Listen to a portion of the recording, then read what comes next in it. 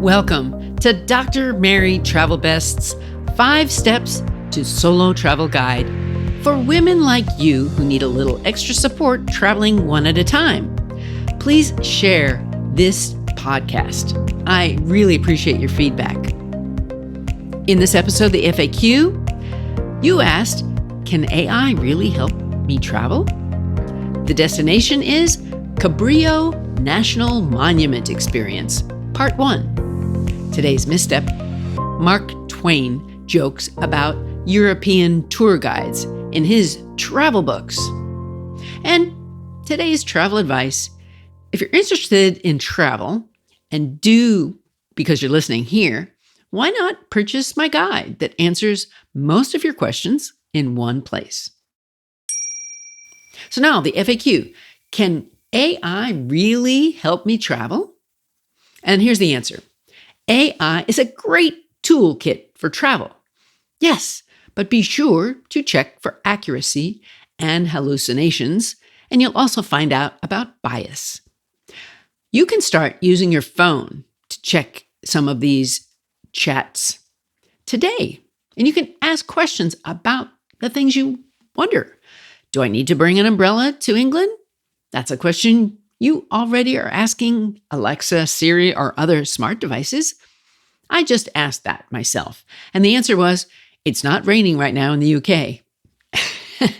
That didn't answer my question, but it helped. So don't limit yourself and keep asking questions. Be sure to ask here for a reputable answer to some more challenging questions you want to know will be useful and relatable. And now, today's destination, Cabrillo National Monument Experience. This is part 1. Cabrillo National Monument is a beautiful spot in San Diego, offering really incredible views and a mix of historical and natural experiences. This part 1 focuses on those experiences, and part 2 will focus on the accessibility. I've made this experience part of my life in San Diego, first visiting as a tourist in 1977. It's one of my all-time favorite places in the world, which means a lot. I hope you get to experience this amazing treasure. It's such a treasure that I held a birthday party here one year, and my friends all had a great time too. Here are some ways to make the most of the experience, especially the Oceanside Trail on the western side. So you can explore the monument and visitor center. Cabrillo National Monument honors Juan Rodriguez Cabrillo. He was the first European to set foot on the west coast of the U.S. That monument has wonderful panoramic views of San Diego's skyline, the Pacific Ocean, and sometimes even Mexico on a clear day. There's also a visitor center. You should begin here to get this overview and watch. There's an introductory film about Cabrillo's expedition in their auditorium. And the rangers are there to give talks. So check the schedule. Then there's the lighthouse tour. So the old Point Loma Lighthouse, it's nearby. It's accessible. It's a spiral staircase where you get a glimpse into historical architecture, but it's not accessible for those with difficulty climbing stairs. No pets, please. So then there's the tide pools and the Oceanside Trail. So the Oceanside Trail is on the western side, right? It's also called the Bayside Trail. It stretches about 2 miles round trip with a moderate descent from the visitor center down toward the water, and this trail provides spectacular coastal views, wildlife sightings, and wildflowers in season. Now, there's several benches to rest from the descent or the climb. You need sturdy shoes, and there's a lot of steps. It's not recommended for those with accessibility issues. The best time to visit is early morning or late afternoon. You can see some great views. There's tide pools at the base, which are accessible, and they're best visited during low tide. You can see marine life like anemones, some small fish and crabs, but be cautious on the rocks because they can be slippery. And then for some accessibility and safety tips, the trail conditions, there's some rocky sections, so wear sturdy shoes with good traction. And it's not a steep trail, but you should pace yourself and bring water on warm days. Now, if you're a solo traveler, Let someone know your plans and your estimated return time. There's usually cell service, but it's good to be prepared. And if you are a solo traveler, you could check in with the ranger if you're planning an extensive hike. Now, as far as amenities, they have restrooms, and the visitor center has a nice shop there. Now, what about wildlife and nature? So you can see migrating gray whales from December through March. Resident seabirds and coastal plants are there year-round.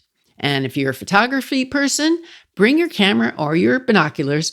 You can see some amazing sunsets and ocean views. There's lots of great vantage points on the trail and around the monument. So in all, the visit has a mixture of nature, light activity, historical exploration, which is ideal for you, the solo traveler who's interested in scenic views and coastal experiences. If you want to know more, check the show notes and listen to part 2 coming up next. So here's today's misstep: not getting a guide when I should have. One of my favorite authors, Mark Twain, wrote The Innocents Abroad in 1869. He made me laugh a lot in his description of European tour guides. He wrote at length, and to summarize, he said that he played a game with his guide in Italy. The guide told him about Michelangelo and how he created so much of the art, music, and more. And eventually, Twain got bored of this. Twain wrote, and I quote, "Many a man has wished in his heart he could be without his guide, but knowing he could not, has wished he could get some amusement out of him as a remuneration for the affliction of his society," unquote. Now, let me rephrase that. Twain said he was owed a laugh or two on the guide, so he teased the guide. He actually made jokes about dead mummies. And then Twain made deadpan looks instead of amazement at what was truly historic. So he messed with him. Twain did the opposite of what was expected for his own amusement. I have used tour guides on some travels, but have also regretted it at other times. If you comment, I'll do a future episode on this topic: when to use a guide and when to go without. And I do have in the show notes The Innocents Abroad. So now let's talk about travel advice. Guidebooks, when are they best? They're best before you leave home. You should use my 5 Steps Travel Guidebook series now, before you go. And tell me, how did you like it? If you've got an interest in travel, and you do because you're listening here, why not purchase a guide that answers most of your questions in one place? You can also use the ebook while traveling, so you won't get bogged down with heavy books on the trip. Overall, I'm going to bring meaning to your future travels, so you can sign up for my newsletter or any of my social media. Find the 5 Steps to Solo Travel. It's a series on Amazon or my website, and look at the show notes for more details. What's on your travel bucket list? Tell the doctor and her team of women who travel the world seeking the very best.